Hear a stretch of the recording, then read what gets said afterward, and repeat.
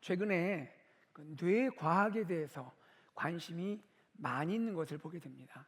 특별히 그 뇌와 언어의 그 관계에 대해서 많은 연구가 이루어지고 있습니다. 언어는 주로 우리의 좌뇌, 그렇죠? 좌뇌와 관련이 있고 그 중에서도 전두엽 그리고 측두엽과 관련이 있음을 우리가 알고 있습니다. 전두엽이란 뭐예요? 우리 대뇌 앞쪽에 있는 뇌 영역이잖아요. 이 전두엽에 브로카 영역이라는 것이 있습니다. 이것이 주로 하는 것이 뭐냐면 그 언어를 생성해가는 거예요. 단어를 생성하고 문장을 생성하는 이러한 역할을 하고요.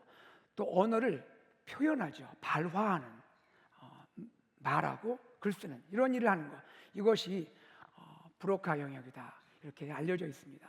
이에 비해서 또 측두엽이 있죠. 측두엽은 대뇌 양쪽에 위치한 뇌 영역이고요. 이 측두엽에는 베르니케 영역이라는 것이 있어요. 이 베르니케 영역은 어떤 일을 하냐면 그 언어의 의미를 이해하는 거예요. 지금 말하고 있는 것이 어떤 뜻인지 그 말의 의미를 이해하는 그러한 역할을 하는 것이 이 베르니케 영역이라고 알려져 있습니다. 여러분, 뇌가 발달해야 언어가 발달하죠. 뇌가 발달해야 언어가 발달하죠. 그런데 오늘날 연구는 우리에게 또 무엇을 보여주냐면 반대로도 말한다는 것이죠. 언어를 사용함으로써 뇌가 발달한다는 거예요. 언어를 쓰면서 뇌가 발달한다. 특히 이 언어는요, 그 뇌 사고를 아주 정교하게 발전시켜주는 그러한 일을 합니다. 여러분, 사람이 그 미성숙한 시기, 우리 유아기 같은 경우 생각해 보십시오. 사람이 미성숙한 시기에는 어떻게 됩니까? 느끼고 생각하는 것에 즉각 반응하잖아요. 그런데 어때요? 사람이 조금 더 성장해 가면, 좀 아이들이 좀 자라가면 좀 달라지죠. 외부적인 감각에 대해서 즉각 반응하지 않고 적절하게 생각하고 거기에 의미를 부여합니다. 그리고 나서는 그 다음에 적합한 단어를 사용해서 표현을 하죠. 언어 표현을 한다는 것입니다. 자, 그러면서 뭐가 발달해요? 뇌가 발달해 가는 거죠. 뇌 사고 기능이 발달해 갑니다. 이처럼 사람은요, 그 존재가 언어를 통해서 언어를 사용함으로써 뇌가 발달하게 되고 그리고 결과적으로 보다 성숙한 모습을 형성하게 된다라는 것입니다. 여러분, 성경에서도 이 언어를 아주 중요하게 다룹니다. 여러분, 언어는 인간에게 주신 하나님의 최고의 선물이에요. 하나님이 인간에게 주신 최고의 선물이 언어라 할 수 있어요. 하나님이 모든 세상을 창조하셨잖아요. 그런데 사람에게만큼은요, 다른 피조물과는 다르게 언어를 주셨어요. 이 언어를 가지고 하나님, 곧 말씀하시는 하나님과 교제하겠다는 말이에요. 여러분, 에덴 동산에서 아담을 한번 상상해 보세요. 아담이 에덴 동산에서 하나님과 교제하고 있잖아요. 또 언어를 가지고 사람은 다른 피조물과 소통을 할 수 있단 말입니다. 기억하시죠? 창세기 뭐가 나와요? 아담이 자기에게 나오는 각 동물을 보고 그 동물에 각각 이름을 지어줬다 그랬습니다. 언어로 소통하는 모습을 보여주고 있단 말이죠. 이렇게 언어는 고귀한 거예요. 아주 귀한 겁니다. 그런데 어떻게 됩니까? 인간의 타락이 일어나죠.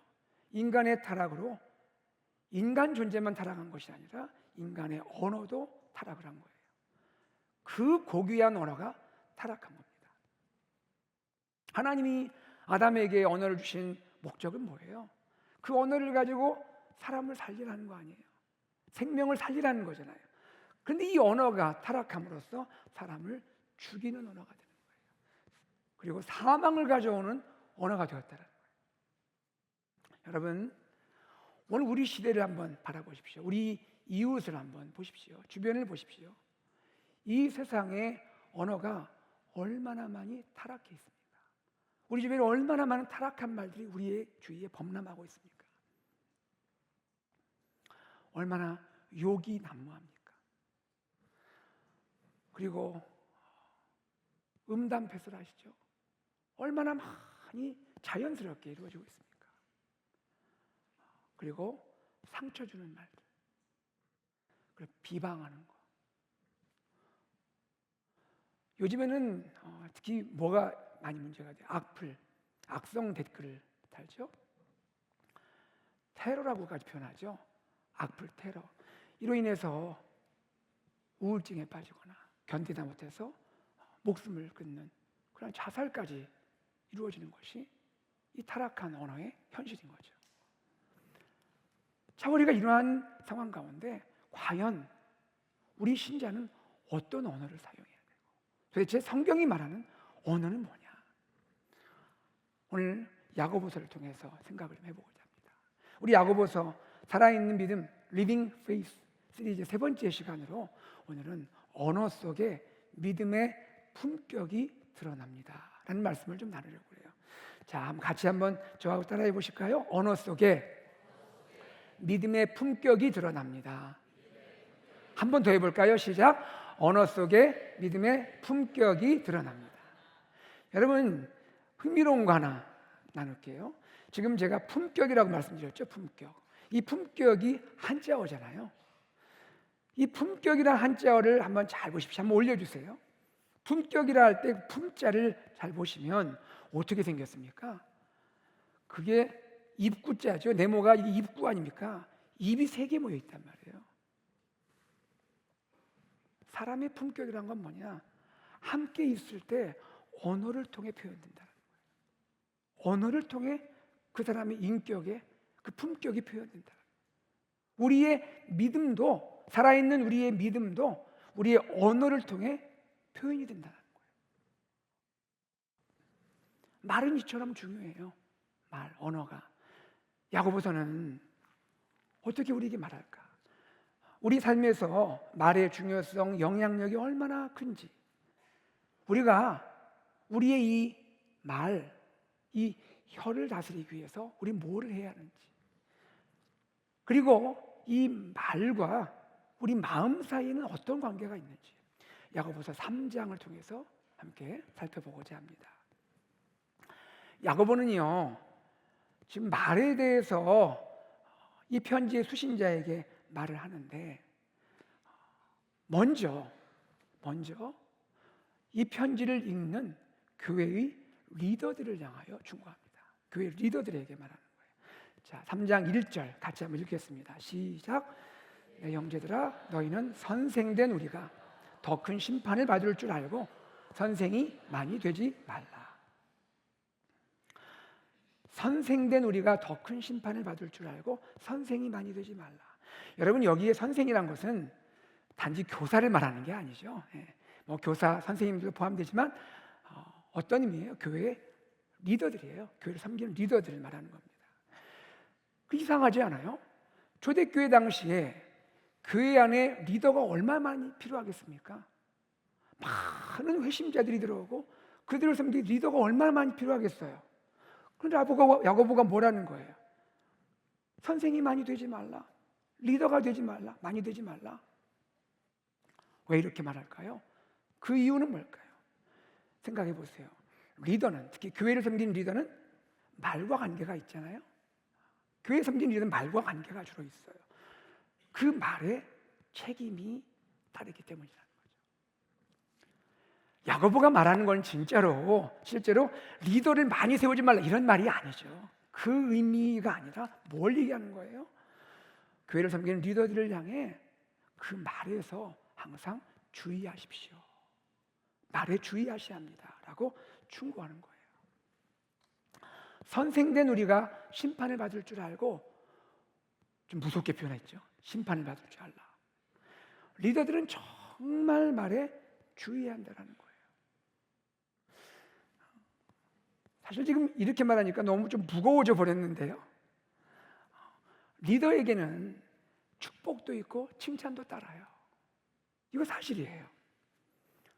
디모데전서 5장 17절에 보면 리더는, 교회를 섬기는 리더들은 성도님들로부터 존경을 받아요. 그리고 다니엘서 12장 3절을 생각해 보면 교회를 섬기는 리더들은 하늘의 별과 같이 하나님께서 영원토록 빛나게 하시겠다고 약속도 하셨어요. 맞아요. 그러나 그러기에 야고보는 오히려 뭘 말하고 있어요? 리더들은 말에 주의해야 한다. 정말로 주의해야 한다라고 말하고 있는 거예요. 야고보는 이처럼 리더들에게 충고한 후에 그리고 나서 교회 안의 모든 사람들에게 교훈을 주고 있는 거예요. 그 내용이 3장 2절입니다. 3장 2절 읽습니다. 우리가 다 실수가 많으니 만일 말에 실수가 없는 자라면 곧 온전한 사람이라 능히 온몸도 굴레 씌우리라. 만일 말에 실수가 없는 자라면 곧 온전한 사람이라. 그래서 그 앞에 뭐라고 야고보가 말하고 있죠? 우리가 다 실수가 많으니. 저는 이 부분에서 참 마음에 야고보가 너무 귀해 보여요. 야고보가 뭐라 말했어요? 우리가 다 실수가 많으니. 야고보 이렇게 말한 게 아니에요. 여러분이 참 실수가 많습니다. 이렇게 한 게 아니고 우리가, 그러면 이 말은 뭐예요? 야고보 자신을 포함해서라는 거예요. 이 편지를 쓰고 있는 야고보 나를 포함해서 우리 모두가 말에 실수가 많죠 라고 말하는 거예요.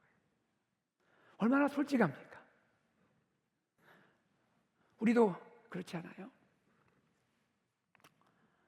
말씀을 전하는 저는 어때요? 저도 실수가 있단 말이죠. 연약하다는 거죠. 부족하다는 거죠. 그 여러분께서 저를 위해서 기도를 해주셔야 되는 거예요. 저뿐 아니라 우리 모두가, 우리 모든 신자들이 말에 실수가 많을 수 있다는 거예요. 만일 말에 실수가 없는 자라면 어떤 사람이라고 했어요? 온전한 사람이다. 말은 온전함을 보여주는 증거란 얘기예요. 그 사람의 내면에 있는 이 온전함, 이 거룩함을 보여주는 증거가 언어다, 말이다 이렇게 말하는 거죠. 야고보가 요 대목에서 말의 온전함을 말할 때 떠올랐던 사람이 있지 않을까요? 떠올랐던 한 분. 누굴까요? 예수님이었을 거예요. 야고보 입장에서는 예수님은 형이잖아요. 그렇죠? 그리고 가족이잖아요. 같이 지냈잖아요. 예수님을 알거든요. 예수님은 말에 온전한 분이었던 거죠. 가난한 목수의 집안에서 자라셨죠. 예수님 아버지를 도와 열심히 목수 일했을 거예요. 형제들과 같이 지내고 그렇게 시간 보냈죠. 그런데 야고보가 떠올릴 때 예수님은 말에 온전하셨다. 말에 실수가 없으셨다. 그렇게 떠올렸을 거예요. 여러분, 우리가 온전해지고 싶다라는 건 뭐예요? 완벽할 수는 없지만 예수님 닮고자 한다. 예수님의 그 언어가 나의 언어가 되고 싶다. 예수님처럼 그렇게 말하고 싶다. 바로 이걸 말하는 거죠. 야고보는 이렇게 말합니다. 말에 온전하다는 것은 뭐냐? 좀 직설적으로 말해요. 야고보가 말에 온전하다는 것은 혀를 통제하는 것이다. 혀를 통제하는 것이다. 야고보는 이 혀를 통제하는 것을 두 가지 비유로 말씀하고 있습니다. 두 가지 비유. 먼저는 말, 여기서 말은 홀스, 뛰어다니는 말이에요. 말의 입에 있는 재갈이다라고 말합니다. 자, 3절 같이 읽어보겠습니다. 시작. 우리가 말들의 입에 재갈 물리는 것은 우리에게 순종하게 하려고 그 온몸을 제어하는 것이다. 여러분 생각해 보세요. 말 주인이 말을 이제 훈련을 시켜야 돼요. 제일 먼저 뭐예요? 입에다가 재갈을 물리는 거, 입에다가 그 안에다가 이빨 사이에 재갈을 물려버리는 거예요. 재갈을 물리고 고삐를 딱 연결해서 주인이 어떻게 해요? 고삐를 잡아당기는 거예요. 잡아당길 때마다 말은 어때요? 고통이 느껴지죠. 말이 뭐 사람이 아니니까 아이 아파 이렇게 못하지만 얼마나 아프겠어요. 고통이 느껴지죠. 그러면서 주인이 지시하는 대로 따라간단 말이에요. 주인이 왼쪽 고삐를 잡아당기면 아 하면서 왼쪽으로 가야 되고, 오른쪽을 당기면 오른쪽으로 가야 돼요. 두 고삐를 잡아당기면 멈춰야 되는 거예요. 야고보가 우리에게 뭘 말하고 있는 거예요? 우리 신자들도 입에 뭘 물려야 한다고요? 좀 직설적입니다. 그렇죠? 재갈을 물려야 한다. 재갈을 물려야 한다. 뭘 얘기하는 거예요? 우리 혀를 통제해서 결국 말이 재갈 때문에 제어되고 통제되듯이 우리 혀가 통제되어서 우리 삶이 다스려져야 한다라고 말하고 있는 거죠.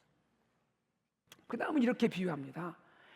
배, 바다를 항해하는 배 있죠? 그 배의 키, 항해실에 있는 그 조종하는 키, 이 키를 비유하는 거예요. 자, 4절입니다. 함께 읽습니다. 또 배를 보라, 그렇게 크고 광풍에 밀려가는 것들을 지극히 작은 키로서 사공의 뜻대로 운행하나니.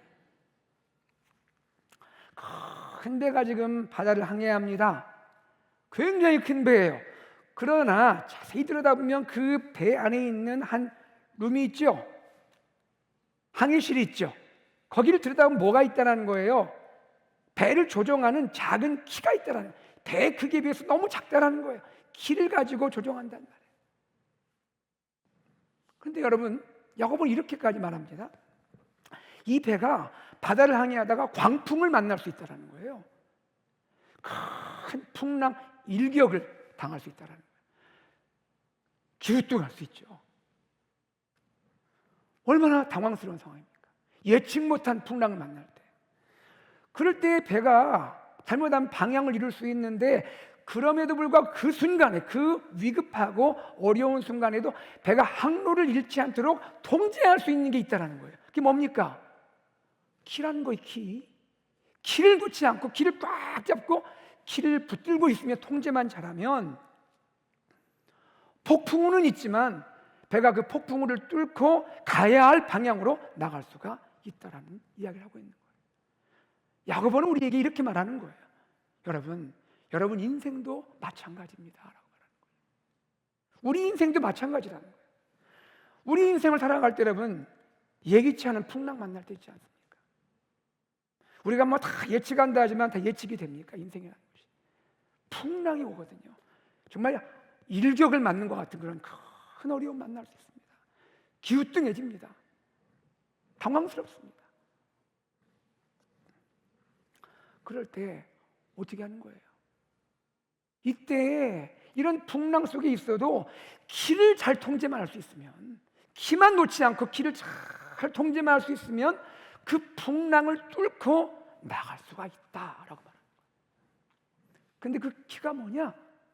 인생의 풍랑에서 우리가 붙들어야 할 키가 뭐냐? 그것이 우리 혀라는 거예요. 우리 혀. 이거를 잘 통제해야 한다. 어려울수록 혀를 잘 제어하면 인생의 풍랑을 이길 수가 있고, 혀를 제어하지 못하면 풍랑을 이길 수 없다라는 거예요. 이런 말이에요, 여러분. 자, 풍랑을 만났습니다. 인생의 광풍 만났어요. 이거 정말 기우뚱하고 죽을 것 같아요, 정말. 그럴 때 내 인생의 키, 혀를 잘 잡는다는 게 뭐예요? 잘못 잡는다는 건 또 뭐예요? 인생이 막 힘든데 내 혀를 방치하고 이렇게 말합니다. 아유, 이제 안 돼. 망했어. 모든 거 끝났어. 이렇게 하면 안 된다는 거예요. 그러면 키를 놓는 거란 말이에요. 그럼 어떻게 됩니까? 진짜 안 된다는 거예요. 망하게 될 수 있다는 거예요. 끝날 수 있다는 거예요. 그런데 풍랑을 만났을 때도 이 키를 놓지 않고 혀를 딱 잡고 붙듭니다. 이렇게 말하는 거죠. 하나님이 함께 하셔. 하나님이 길을 내주실 거야. 반드시 이기게 해주실 거야. 이렇게 믿음으로 말하게 되면 그 말 그대로 하나님이 함께 하시고 어려움 뚫게 해주시고 이기게 하신다는 거예요. 이처럼 우리의 혀가 우리 인생의 중요한 키라는 거예요. 이 점에서 우리가 말은 뭐냐? 우리의 온전함, 우리의 거룩함을 나타내는 증거이기도 하지만 우리의 말, 우리 언어는요, 우리가 온전함을 이루게 하는 수단이라는 거예요. 수단. 말을 통해서 나의 온전함이 나타나기도 하지만 말을 잘함으로써 내 온전함을 이루게 된다는 거예요. 다시 한번 따라해 볼까요? 말은 온전함의 증거이고 온전함의 수단입니다. 아멘이죠? 그래요. 야고보는요, 작은 혀를 주목합니다. 작은 혀, 작은 혀. 그리고 그 혀가 갖는 큰 영향력을 말하는 거예요. 3장 5절입니다. 3장 5절. 이와 같이 혀도 작은 지체로 돼 뭘 자랑한다고요? 큰 것을 자랑하도다. 보라, 얼마나 작은 불이 얼마나 많은 나무를 태우는가. 혀는 작은 지체다. 우리 여러분 몸의 지체, 모든 기관을 보십시오. 그 중에 혀는 얼마나 작아요? 우리가 그러잖아요. 새치요. 정말 작은 거란 말이에요. 그런데 이 작은 혀지만 이 작은 혀가 삶에 큰 영향을 끼치게 된다는 거예요. 큰 것을 자랑하도다라는 말, 큰 영향력을 끼친다. 특별히 우리 혀에서 나오는 부정적인 말들, 파괴적인 말들, 이게 좀 두려운 거예요. 그게 그냥 이게 아니에요. 우리 입에서 나온 부정적인 말, 파괴적인 말이 우리 인생 전체를, 우리 인생을 통째로 파멸로 이끌 수도 있다는 거예요. 여러분, 우리 주위에 가끔 보지 않습니까? 말로 인해서 정말 불행한 결말을 보는 그런 사람들 있지 않아요? 말 한마디 잘하면 천냥비도 갚지만요, 누가 그러더라고요. 30초 말이 30년 인생을 좌우한다 하더라고요. 보라, 얼마나 작은 불이 얼마나 많은 나무를 태우는가. 이 작은 불이지만 오늘날 여러분 산불 나는 거 보세요. 부주의에서 그냥 성냥개비 위에 붙은 불을 방치했다 다 타버리잖아요. 작은 불이 많은 나무를 태우듯이 작은 혀가 인생 전체를 태울 수 있다는 거예요. 야고보는 이런 표현을 하죠. 삶의 수레바퀴를 불사르는 불이다. 참 멋진 표현이죠. 삶의 수레바퀴를 불사른다. 인생 여정 전체를 말하는, 인생 전체를 태울 수 있다, 불이. 6절을 제가 읽어드릴게요. 삶의 수레바퀴를 불사르나니 그 사르는 것이, 그 다음 뭐라고 되어 있냐면요, 수레바퀴, 인생을 태우는 불이 지옥불에서 나느니라. 지옥불에서 올라온다. 우리 혀에서 나오는 이 모든 부정적인 말, 파괴적인 말, 이 혀에서 나오는 누군가를 향한 이 악한 말, 이 말이 그냥 나오는 게 아니라 사실 뭐와 맞닿아 있다? 지옥불과 맞닿아 있다. 게헨나, 지옥불과 맞닿아 있다. 그것이 뿜어져 나오는 것이다 라고 말합니다. 그런데 문제는 이겁니다. 문제는 우리가 알았는데 그럼 우리 스스로 혀를 통제할 수 있겠냐는 거예요. 우리 노력 많이 하잖아요. 여러분, 우리 실수도 많이 하고 반성도 되게 많이 하고, 왜 그랬을까? 우리 스스로 혀를 통제할 수 있냔 말이에요. 정말 온전히 통제할 수 있냐는 얘기예요. 근본적인 질문을 던지고 있는 거예요, 야고보가. 그 야고보가 아주 중요한 이야기를 하는 거예요. 우리 인류의 역사를 말하는 거예요. 인류의 역사. 우리 인류의 역사를 한번 보면 사람은 역사 속에서 모든 짐승, 모든 생물 다 길들여 왔다는 거예요. 모든 생물, 모든 짐승 다 길들여 왔다고 그렇게 하고 있다는 거예요. 그런데 유일하게 사람이 길들이지 못한 게 하나 있다는 거예요. 그게 뭘까요? 자신의 혀라는 거예요. 혀를 길들이지 못하고 있다는 거예요. 하나님은 아담을 창조하시고 사람을 창조하신 뒤에 모든 피조물을 다스릴 수 있는 통치권을 아담에게 위임해 주셨어요. 다 다스릴 수 있었는데 실패했고, 더더욱이 아무리 노력을 해도 스스로 길들일 수 없었던 게 인간의 혀라는 거예요. 3장 7절 여러 종류의 짐승과 새와 벌레와 바다의 생물은 다 사람이 길들일 수 있고 길들여 왔거니와.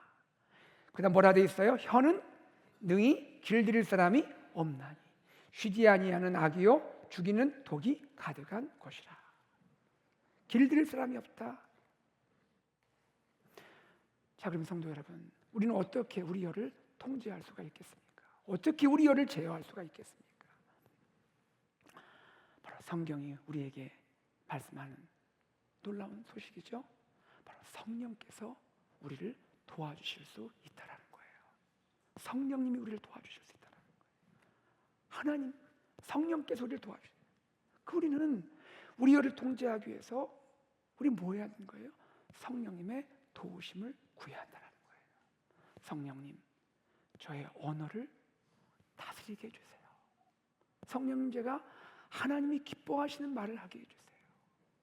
저의 혀를 통제해 주세요. 사도행전 2장을 우리가 압니다. 사도행전 2장에 보면 오순절이 있었습니다. 그 오순절날 어떤 일이 있었죠? 마가다 락방에 모여서 간절히 무리가 기도할 때 하늘로부터 불이 임했죠. 기도하는 분들에게 하늘로부터 불이 임했습니다. 그 하늘로부터 임한 불이 기도하고 있는 믿는 자들, 신자들, 그들의 언어를 변화시켰어요. 그들의 혀를 사로잡은 거예요. 그리고 그들로 하여금 새로운 언어를 말하게 하셨어요. 이 내용이 사도행전 2장 3절과 4절에 소개됩니다. 같이 읽어보죠. 시작. 마치 불의 혀처럼 갈라지는 것들이 그들에게 보여 각 사람 위에 하나씩 임하여 있더니 그들이 다 성령의 충만함을 받고 성령이 말하게 하심을 따라 다른 언어들로 말하기를 시작하니라. 성령 임하시면서 하늘의 새로운 물이 성령과 함께 기도하는 자들에게, 신자들에게 임했는데, 그러므로 성령의 충만함 받고 각자 성령이 말하게 하심을 따라 다른 언어를 말하더라. 방언을 말하더라. 여기서 말하는 방언은 뭐예요? 각 나라, 각 족속에서 온 주위에 있는 사람들이 알아들을 수 있는 자기들의 말로 말하더라는 거예요. 말하자면 베드로가 갑자기 영어를 말하더라는 겁니다. 요한이 한국어를 말하더라는 거예요. 다른 제자가 독일어를 말하더라는 거예요. 알아들을 수 있는 말을 하더라는 거예요. 깜짝 놀랄 말 아닙니까? 이것도 놀라운 일이지만 더 중요한 건 이겁니다.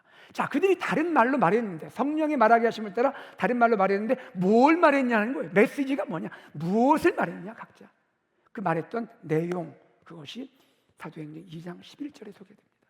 자, 2장 11절 함께 읽죠. 시작. 그레데인과 아라비아인들이라 우리가 다 우리의 각 언어로 하나님의 큰 일을 말함을 듣는도다. 다 말은 달랐지만 공통적으로 전해졌던, 주위에 있는 사람들이 자기 말로 들었던 새로운 말, 새로운 언어의 내용은 뭐냐? 그건 하나님의 큰 일이었다는 거예요. 하나님의 큰 일. 하나님의 큰 일이 뭐예요? 하나님의 구원, 예수 그리스도의 십자가와 부활을 통한 하나님의 구원, 하나님이 우리를 이렇게 구원하셨다. 바로 이 놀라운 메시지를 각기 다른 언어로 전파했다라는 거예요. 사랑하는 여러분, 성령이 임하시면 성령은 우리 혀를 붙드세요. 그래서 우리의 타락했던 언어가 이제는 하나님의 구원을 전하는 증인의 언어가 되도록 하신다는 거예요. 성령의 불은요, 지옥의 불과 달라요. 지옥의 불은 태우고 파괴하고 마음 상처 주고 무너뜨리고 하는 그 불 아니에요. 성령의 불은 지옥의 불과 전혀 다른 하늘로부터 오는 불이란 말이에요. 하나님으로부터 온 불인데 새로운 불이에요. 성령의 불은요, 복음을 전하게 하는 불이에요. 생명을 살리게 하는 불이란 말입니다. 그러므로 예수 믿고 성령으로 거듭난 저와 여러분, 이 시간 성령께서 우리 안에 계시잖아요. 그렇죠? 우리 어떻게 해야 돼요? 삶의 매 순간 내 안에 계신 성령님께 간구해야 돼요. 성령님, 오늘 하루도 나의 직장에서, 사업장에서, 가정에서, 학교에서 나의 언어를 다스려 주십시오. 나의 언어를 다스려 주십시오. 인도해 주십시오. 기도할 때 하나님이 우리에게 기도를 응답해 주실 줄로 믿습니다. 야고보는 우리를 향해 이렇게 말합니다. 여러분, 신자들의 언어가 이중적이어서는 안 됩니다. 이중적이면 안 된다는 거예요. 그걸 이렇게 말하는 거예요. 하나님을 찬송하는 입으로, 하나님을 찬송하는 입으로 다른 사람을 비방해서는 안 됩니다. 하나님을 찬송하는 그 입으로, 똑같은 입으로 다른 사람을 비방해서는 안 됩니다. 여러분, 오늘 우리가 이 복된 주일에 모여서 하나님을 예배하고 있잖아요, 그렇죠? 찬양 뜨겁게 했잖아요. 그런데 우리가 하나님을 예배하고 찬양했던 그 입을 가지고 밖에 나가서 다른 사람에게 비방한다면 그게 맞는 얘기겠냐 이거예요.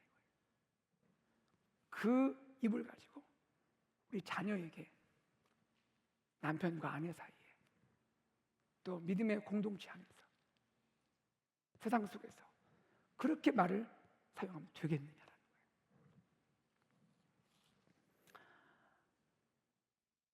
야고보는 이렇게 말합니다. 한 샘에서 단물과 쓴물이 나올 수 없지 않느냐.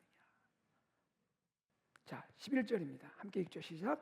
샘이 한 구멍으로 어찌 단물과 쓴물을 내겠느냐. 단물은 프레시 워터예요. 신선한 물이에요. 쓴물은 사실 짠 물이에요. 솔트 워터예요. 이 팔레스타인 지형에는요, 물이나 바위 표면에 갈라진 틈을 통해서 이게 흘러나오는 물이 있는데 그게 두 종류의 물일 수 있다는 거죠. 어떤 물은 아주 단물이에요. 어떤 물은 쓴물이에요. 짠 물이에요. 중요한 것은 근원이 다르다는 거예요. 만약에 단물이 나오는 곳에 짠물이 올라오면 그거 못 마십니다. 이미 신선함을 잃어버렸다. 야고보가 말하는 건 뭡니까? 우리 입에서는 찬송과 저주가 함께 나와서는 안 된다라는 거예요. 엄밀히 말하면 그러면 그것이 하나님이 주신 그런 입이겠느냐라고 말합니다. 우리가 다른 사람을 비방한다면 그게 어떤 의미입니까? 다른 사람 비방한다는 것은 하나님의 형상대로 지어진 사람을 비방하는 거예요. 그 사람이, 내가 비방하는 그 사람이 하나님 형상대로 지어진 사람이에요. 그 말은 뭐예요? 다른 사람 비방하는 것은 그를 지으신 하나님을 비방하는 거란 말이에요.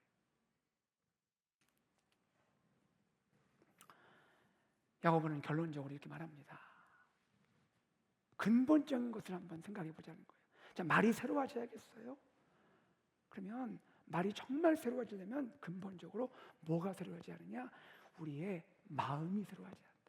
마음이 새로워져야 한다. 마음이 새로워져야 말도 새로워진다. 자, 12절입니다. 12절 시작. 내 형제들아, 어찌 무화과 나무가 감람 열매를, 포도나무가 무화과를 맺겠느냐? 이와 같이 짠 물이 단물을 내지 못하느니라.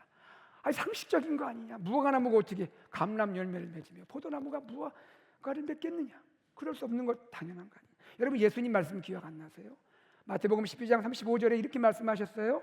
선한 사람은 그 쌓은 선에서 선한 것을 내고 악한 사람은 그 쌓은 악에서 악한 것을 내느니라. 그냥 말하는 게 아니라는 거예요. 사실은 마음에 있는 말을 하는 거라는 거예요.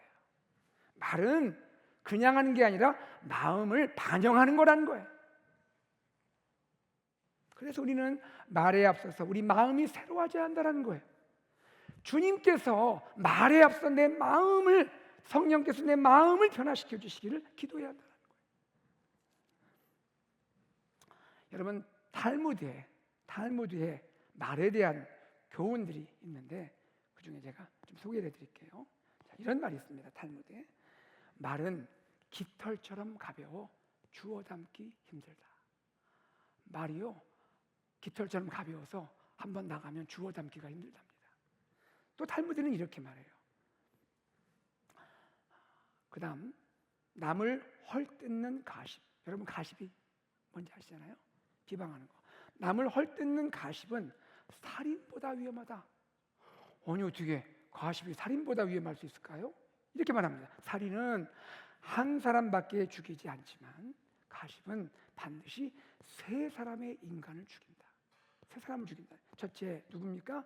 가십을 퍼뜨리는 그 사람 자신. 둘째, 그것을 반대하지 않고 듣고 있는 사람. 마지막 세 번째, 그 내용에 화제가 되고 있는 사람. 세 사람을 죽인다는 겁니다.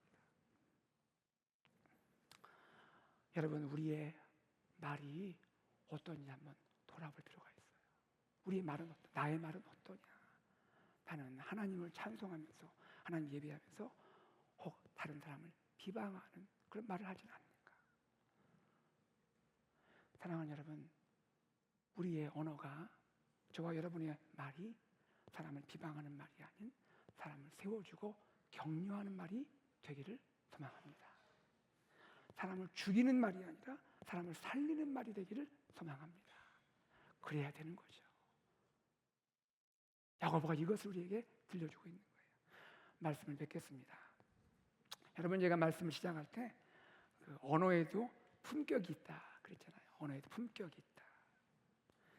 우리는 살아있는 믿음을 받은 사람이에요. 살아있는 믿음을 가진 사람이에요. 그렇다면 살아있는 믿음을 가진 사람답게 품격 있는 언어를 사용해야 한다는 거죠. 품격 있는 언어를. 내 뜻대로 막 말하는 게 아니고 품격 있게 말해야 한다. 우리의 믿음이 얼마나 고귀한 믿음입니까? 예수 그리스도의 십자가를 통해 하나님 주신 그 고귀한 믿음이죠. 그 믿음을 가졌다면 우리 믿음이 표현되는 그 언어도 고귀한 언어여야 한다. 품격 있는 언어여야 한다. 그 언어가 어떤 언어여야 할까요?